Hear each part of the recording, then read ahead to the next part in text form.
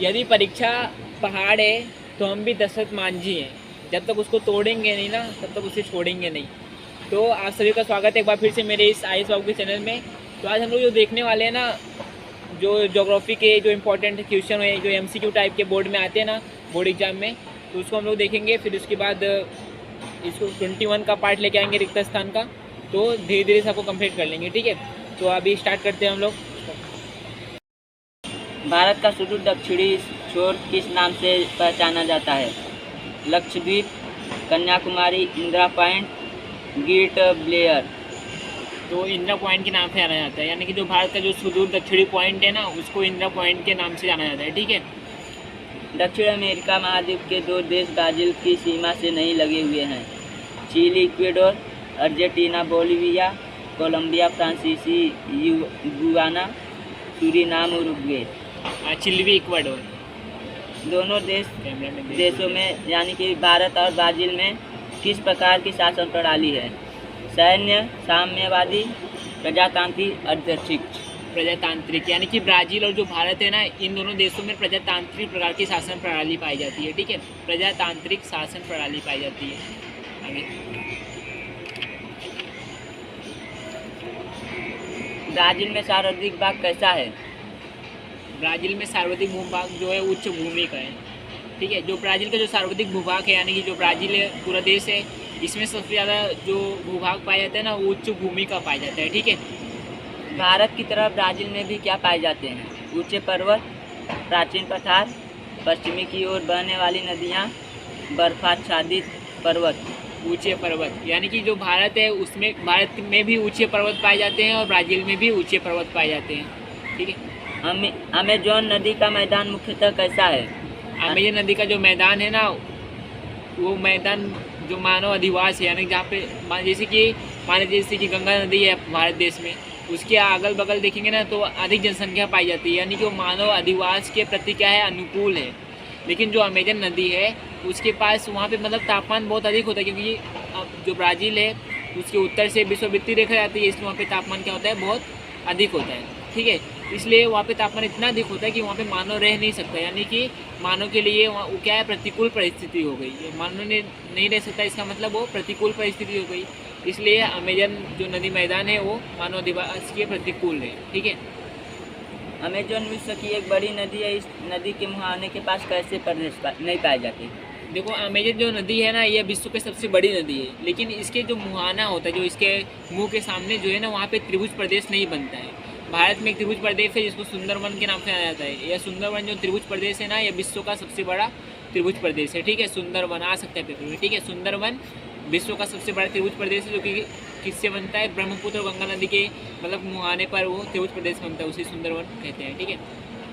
अरब सागर में लक्षद्वीप के द्वीप कैसे हैं? मुख्य भाग से अलग हुए भाग से बने हैं, प्रवाल द्वीप हैं, ज्वालामुखी द्वीप हैं, महाद्वीपीय द्वीप हैं। जो अरब सागर के जो लक्षद्वीप हैं, अरब सागर में जो लक्षद्वीप पाए जाते हैं, उनके जो द्वीप हैं तो वे कैसे हैं, एटॉल या फिर प्रवाल प्रकार के होते हैं, ठीक है। एटॉल या फिर प्रवाल प्रकार के होते हैं, ठीक है। अरावली पर्वत की तलहटी में क्या पाया जाता है? बुंदेलखंड पठार, मेवाड़ का पठार, मालवा का पठार, दक्कन का पठार। मालवा का पठार पाया जाता है।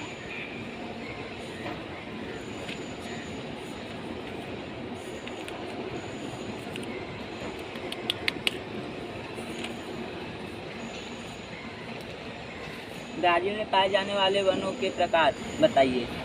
कटीली झाड़ियों वाले वन, सदाबहार वन, देखो, क्वेश्चन क्या आ सकते हैं तुम्हारा कि भिन्न घटक पहचानो। क्वेश्चन तुमसे क्या पूछेगा कि ब्राज़ील में पाए जाने वाले ब्राज़ील में पाए जाने वाले वनों के प्रकार बताओ। यानी कि तुमको 4 ऑप्शन दिया रहेगा, जिसमें से एक नहीं रहेगा, तुम्हें जो नहीं है ना उसको ही पहचानना है, ठीक है। तो ब्राज़ील में किस प्रकार के वन पाए जाते हैं? देखो, कटीली झाड़ी वाले वन पाए जाते हैं, और फिर सदाबहार के वन भी पाए जाते हैं ब्राज़ील में, और ब्राज़ील में पर्णपाती वन भी पाए जाते हैं, ठीक है। लेकिन ब्राज़ील में जो है ना, हिमालयीन वन नहीं पाए जाते। हिमालयीन यानी कि जो बर्फीले क्षेत्रों में जो वन पाए जाते हैं ना, जो बर्फीले क्षेत्रों में जो वन पाए जाते हैं, वो ब्राज़ील में नहीं पाए जाते, क्योंकि ब्राज़ील में तापमान जो है ना, मतलब कि बर्फ़ बनने के योग्य होता ही नहीं वहाँ पे, मतलब कि तापमान बहुत वहाँ पे अधिक रहता है, इसलिए वहाँ पे हिमालयीन प्रकार के वन नहीं पाए जाते, जो कि भारत में हिमालयीन प्रकार के वन पाए जाते हैं। भारत में संदर्भ में से कौन से वन नहीं पाए जाते? गरान के वन, भूमध्य सागरीय वन, कंटीली झाड़ियों वाले वन, विषुवतरेखीय वन।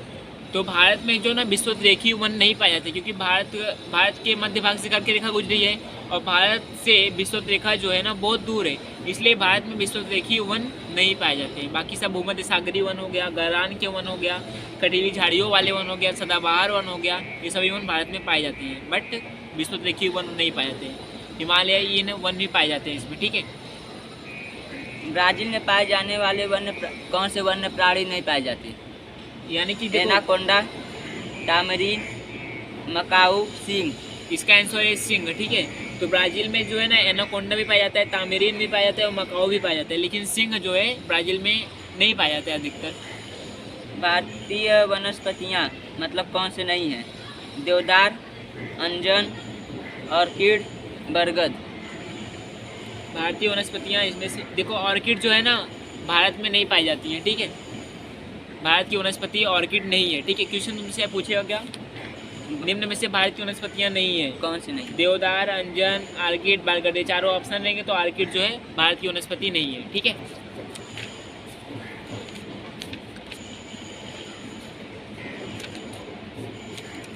अभी केवल बुक का कंप्लीट कर रहे हैं ना, तो कुछ बुक में है, कुछ चैप्टर्स में है रिक्त स्थान, तो कुछ में नहीं है, तो इसलिए